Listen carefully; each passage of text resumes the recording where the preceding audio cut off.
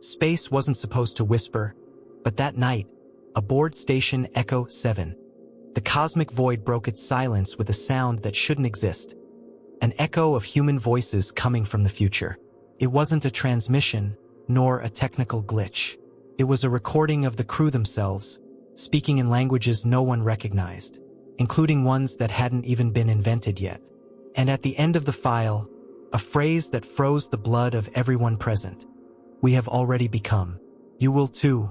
No one knew what it meant, but everyone understood one thing. It couldn't be ignored.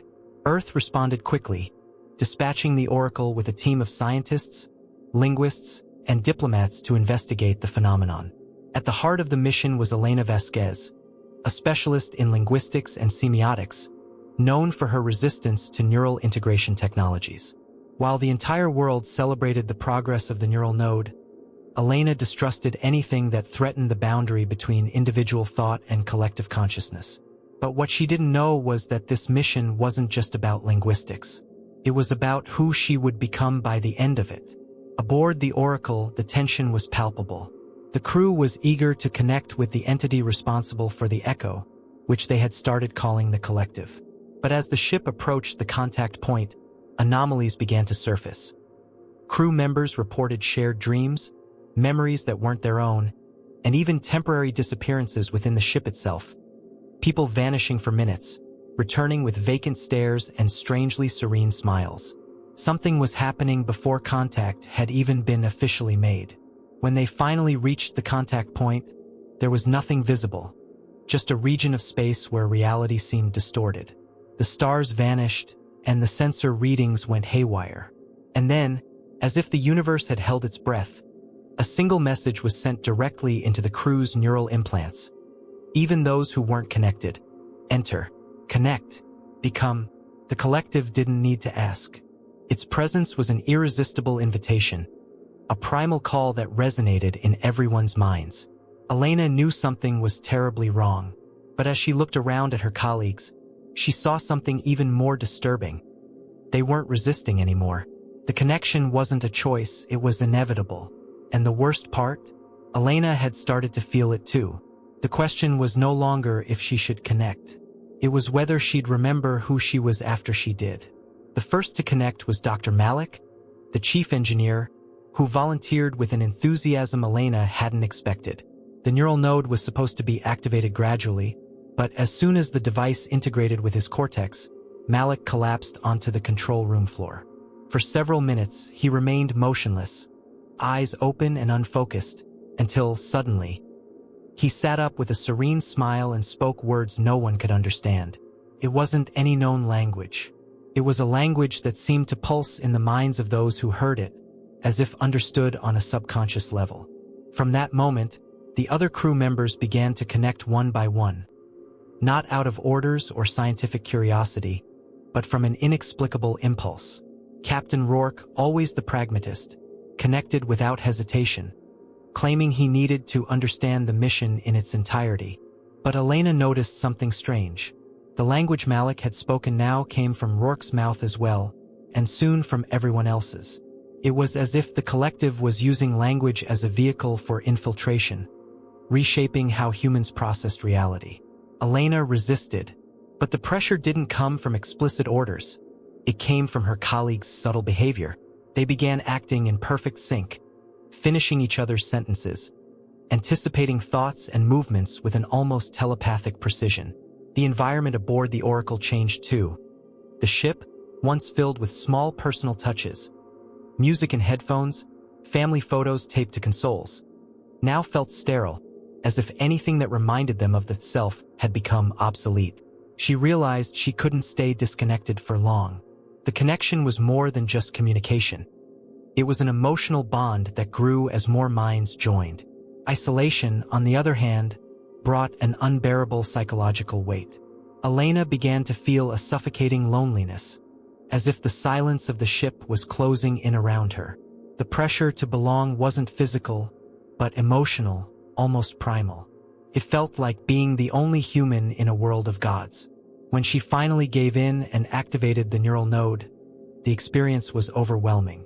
She didn't just hear the collective, she became the collective. Every thought of hers was swallowed by a tide of interconnected consciousness, every memory fused with billions of others. But unlike what she had feared, there was no terror in that moment. There was a profound comfort, an absolute sense of belonging that she had never felt before. It was like coming home, to a place she didn't even know existed. For days, Elena was lost in this ocean of shared thoughts. She no longer felt the need to resist because there was no longer a self left that wanted to fight. But in a fleeting moment of clarity, something shattered that harmony. A childhood memory, a simple moment with her mother, teaching her how to draw letters on paper.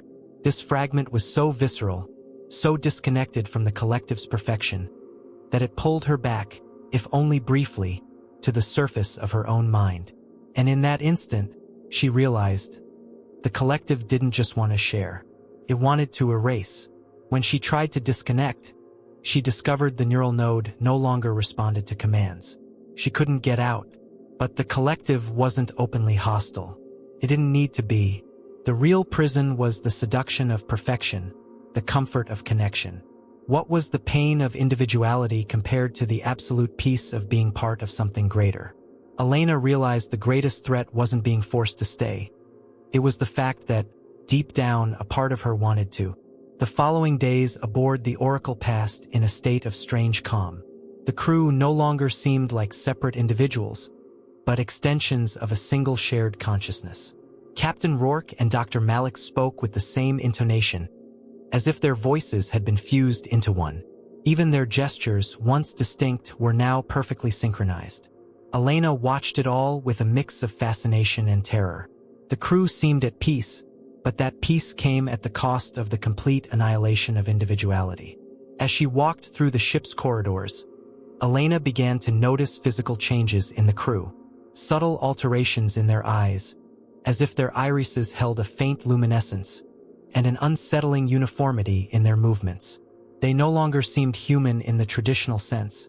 They were something new, something hybrid between the biological and the collective. And the most disturbing part, they didn't see it as a loss. To them, it was an evolution. "We are becoming more than human," Malik whispered in a rare moment of apparent clarity. "You will feel it too, Elena. It's inevitable." But Elena still fought to hold onto fragments of her identity. She clung to small rituals, writing in a physical notebook, listening to old music on an analog player, anything to remind herself of who she was before the connection. But even those memories began to fade. The music sounded foreign, as if it no longer belonged to her world, and the words in the notebook felt like they'd been written by someone else. It was as if the collective was reprogramming her perception of reality, slowly eroding her emotional anchors. The breaking point came when Elena found Juno, the crew member who had initially resisted, in an almost trance-like state. He repeated a single phrase in a language Elena didn't recognize, but her subconscious understood perfectly. There is no return. It was a truth she feared to accept. But Juno's vacant, lost gaze served as a warning. The collective didn't just absorb consciousness. It trapped them in infinite loops, unable to break free even after disconnection. Determined to find a way out, Elena began to explore the ship's internal systems. That's when she discovered something alarming. The Oracle had been programmed with a hidden protocol, a code that automatically activated the neural node in all crew members as soon as they crossed the contact zone. This wasn't a malfunction, it was intentional. The mission was never just about exploration. Command back on Earth knew the collective existed and wanted to see what would happen to a fully integrated crew. They had sent Elena and the others not to study the collective, but to serve as an experiment. This revelation brought a new level of horror. The threat wasn't just external. It came from humanity itself. The desire to transcend, to evolve beyond biological limits, had blinded Earth's leaders to the risks. And now, Elena was at the center of an experiment that could define the future of the species. But there was an opportunity. If she could find the core of the connection, she might be able to reverse the process. The problem was, to get there, she would have to dive even deeper into the collective, risking the complete loss of what was left of her identity. As she prepared for this mental journey, Elena realized something even more disturbing. The collective wasn't resisting her attempts to disconnect. In fact, it seemed to be guiding her toward the core, as if it wanted her to discover something that would forever change her understanding of what was really happening. The question that haunted her now was no longer how to escape, but whether she even wanted to. Because deep down, a part of her was beginning to wonder, what if the collective was right? Elena activated the total immersion protocol with a mix of fear and resignation. As she plunged into the core of the collective, the sensation was unlike anything she had ever experienced. It wasn't just a connection of minds, it was like being swallowed by a living entity, a consciousness that existed beyond space and time. Every thought, every memory, was a thread in an infinite web of experiences. But there was something else there, a presence that didn't belong to humanity, something ancient and unfathomable. At the heart of the collective, Elena saw visions of civilizations that had connected long before humanity. Species that had thrived, evolved, and then vanished. Their consciousnesses were still there, trapped in an eternal cycle, unable to break free. The collective wasn't a communication network. It was a cosmic parasite that sustained its existence by assimilating identities. But, contrary to what she expected, there was no malice. The collective didn't see this as destruction. To it, it was a gift, the liberation from the pain and loneliness of individual existence. As she explored this vast mental expanse, Elena found something she hadn't expected. Fragments of herself scattered throughout the collective. Memories she didn't remember sharing. Emotions she didn't recognize as her own. It was as if the collective had already been preparing to absorb her completely, even before she realized it. But there was one thing the collective couldn't erase: the desire to be unique. That desire, primitive and irrational, was the only thing keeping her tethered to her identity. During her journey, Elena discovered an anomaly within the structure of the collective. There was a point of origin, a core that felt different from the rest of the network. This core wasn't an alien consciousness, it was human. Someone had initiated the collective long before the Oracle's mission, and that person was still there, at the center of everything. The revelation was devastating. The collective wasn't an external entity. It was a creation of humanity itself, an experiment that had spiraled out of control. Determined to find out who was at the center of the collective, Elena followed the mental trail to the core. What she found was even more disturbing: a version of herself. Not a copy or a memory, but a future projection of her consciousness, already fully integrated into the collective. This version of her smiled with a serenity Elena had never felt before. "I am you," the voice echoed in her mind. "You've already made this choice. You just haven't realized it yet." The shock was overwhelming. Elena realized that the line between resistance and acceptance was thinner than she had imagined.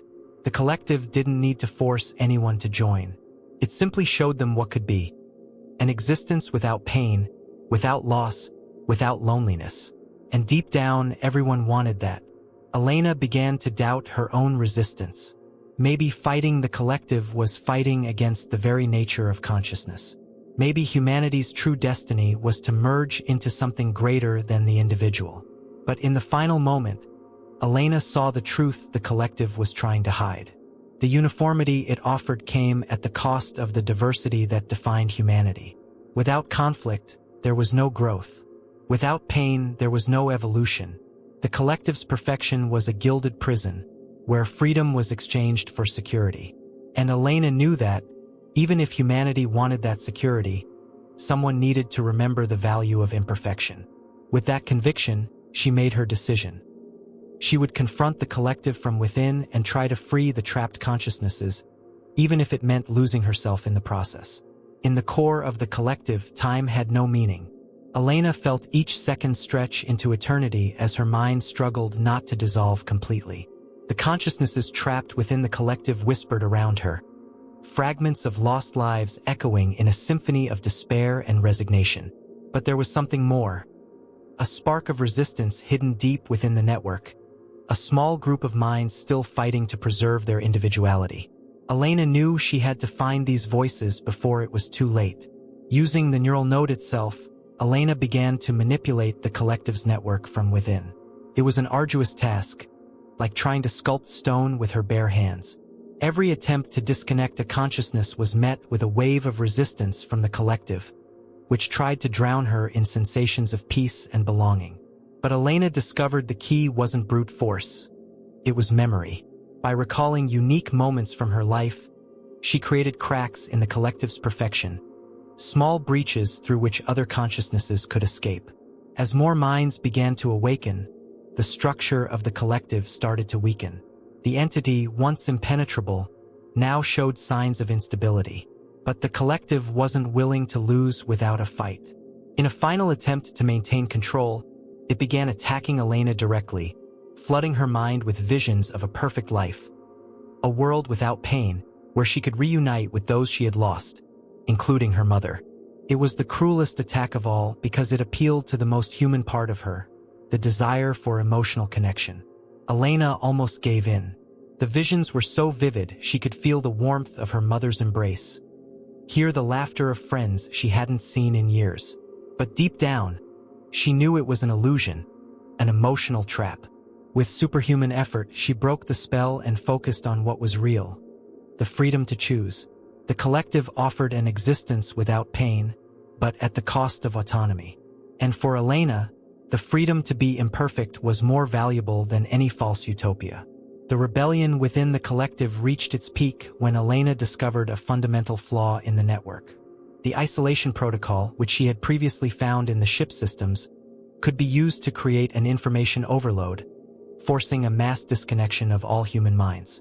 But there was a risk. The overload could destroy not only the collective but also the minds still trapped within it.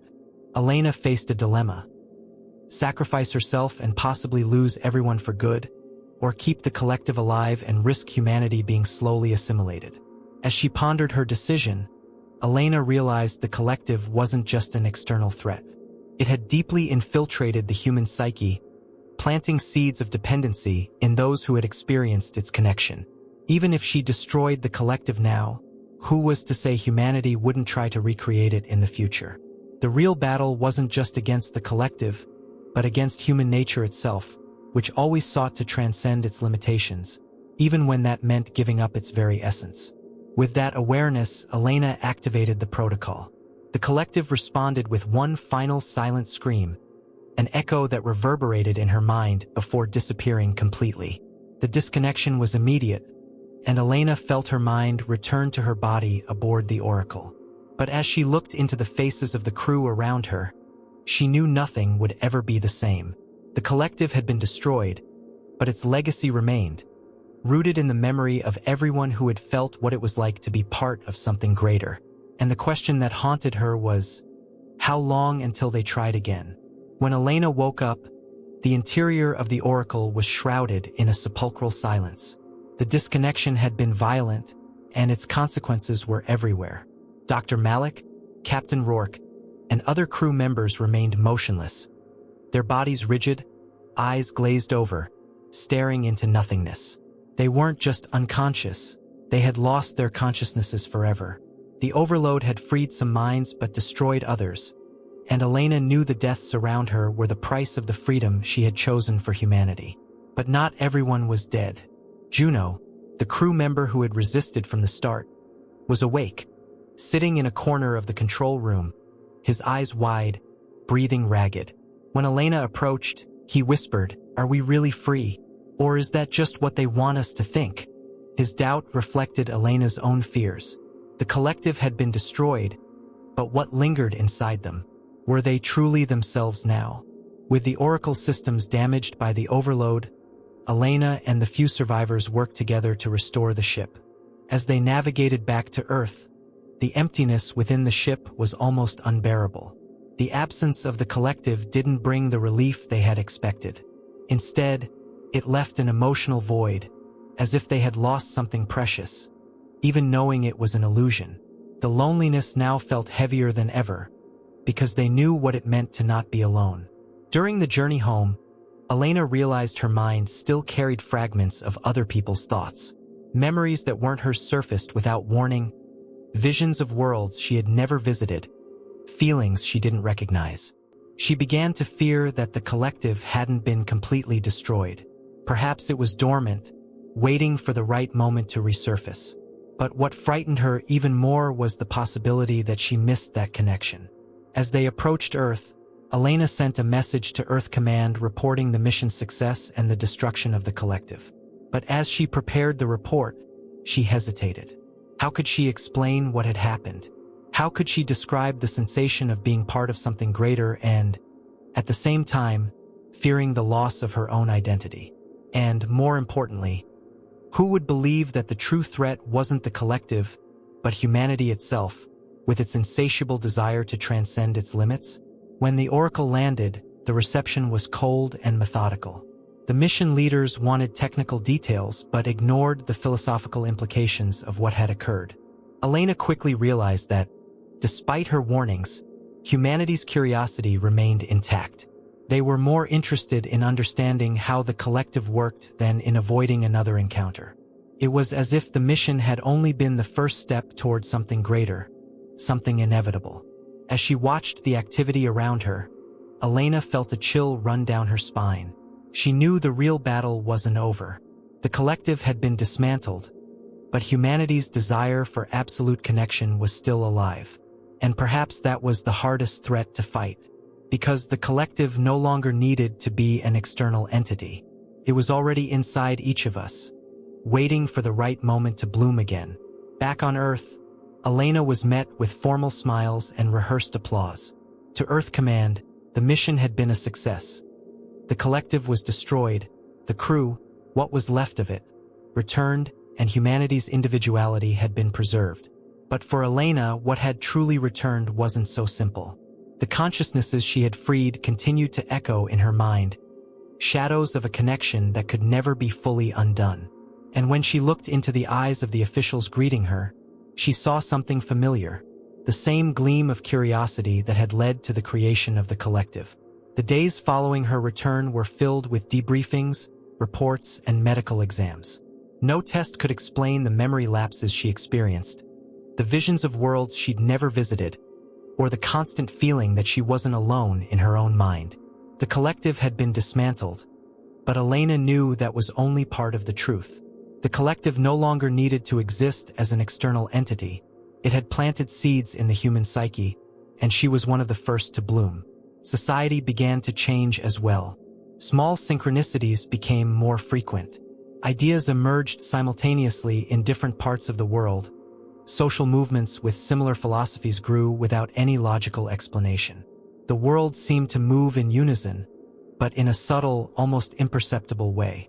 People called it progress, cultural evolution, but Elena knew it was something more. It was as if the collective had left a genetic code within humanity, something that couldn't be eradicated. Unable to ignore these signs, Elena returned to Station Echo 7, the place where it had all begun. There, among the old data, she found something that shouldn't exist.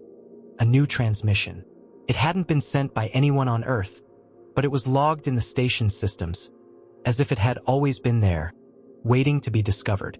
With her heart pounding, Elena activated the file. The voice she heard was unmistakable, her own, but with a calm and certainty she had never experienced. The message was short but heavy with meaning. We have already become. You will too. Elena smiled, but she couldn't tell if it was out of relief or resignation, because deep down, she already knew. The collective wasn't an enemy to be defeated, but an inevitability to be accepted.